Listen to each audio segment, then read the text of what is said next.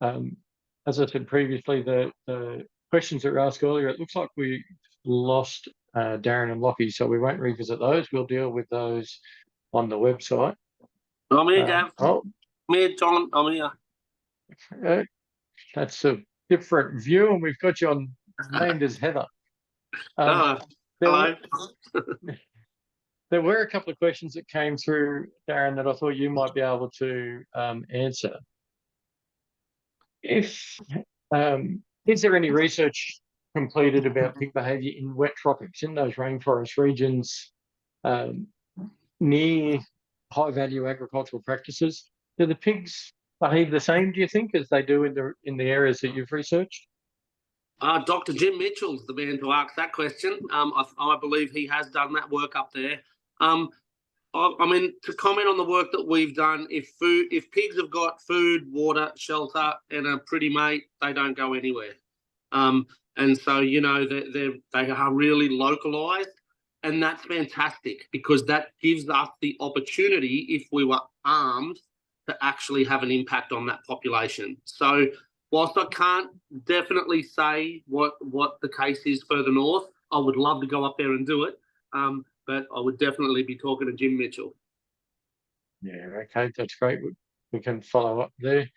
And for either yourself or Beth, there's a question about African swine fever. So ASF makes the animal more sick. Do you think that would make a difference in a control landscape versus something like foot FMD? I mean, I don't know about the diseases. I think I'm cheeky enough to say we are certainly not ready for either of them.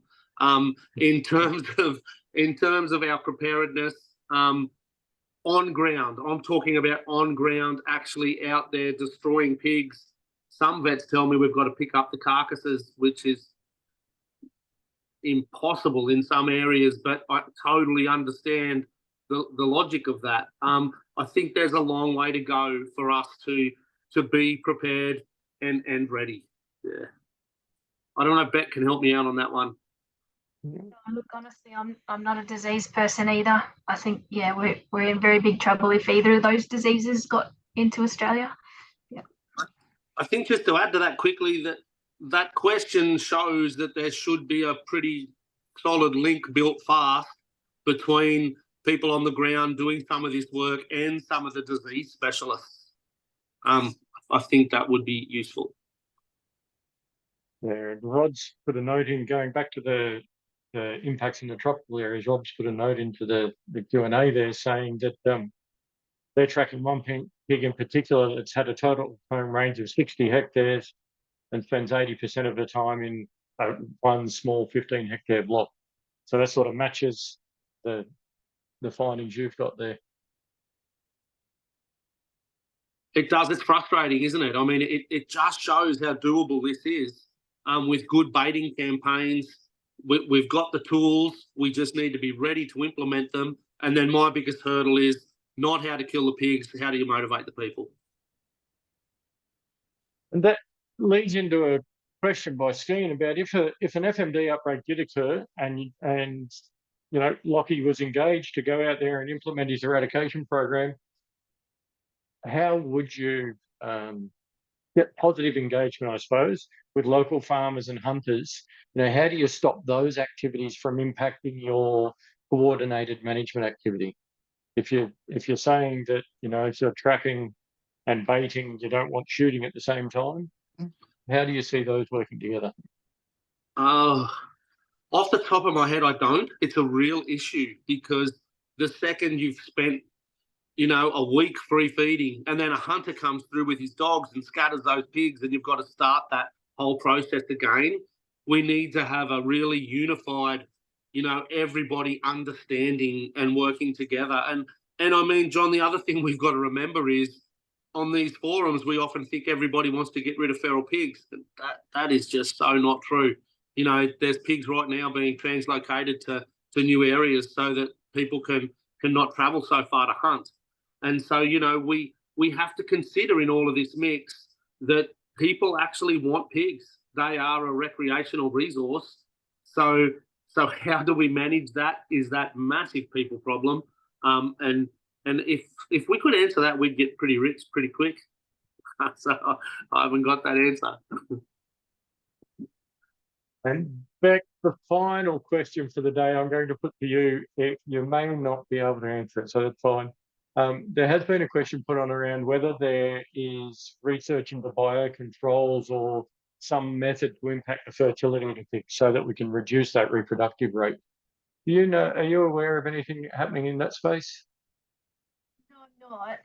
And I think that what I've heard previously is more about whatever it is that comes in as fertility control. We need to protect our domestic production as well. So if something can be implemented that distinguish between a feral and a domestic pig, I think we will welcome that. But I think there's a long way to go before at that point. Yeah, okay. But thanks again, Beck. The presentation, the project was fantastic. We look forward to seeing more of that. I'm assuming you'll be presenting at the 2025 Feral Pig Conference. Darren, Lockie, thank you both for presenting and the time you've taken there. It's obviously really interesting work. We will look at how we can share some of the data of that more broadly, finding a suitable platform to do that. Thank you, everyone. We've had a huge number of people online today. We really appreciate your participation in this and the questions, and we really do appreciate your support for the activities of the group. I really would like to thank any of the scientific advisory panel or the Indigenous advisory panel members that might have joined us today, and also those members of the implementation committee. If you're not sure who those people are, they are all on the website, so you can go to our website at feralpigs.com.au. The forum, the details of those committees will be there. The presentations will be available as soon as we can get them up there, and also today's webinar will be there as well. We are planning another forum in a couple of months' time.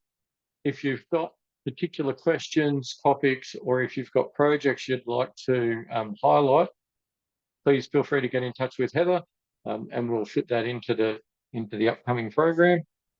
And that is all for today. I hope you've all found that really valuable. Thanks very much.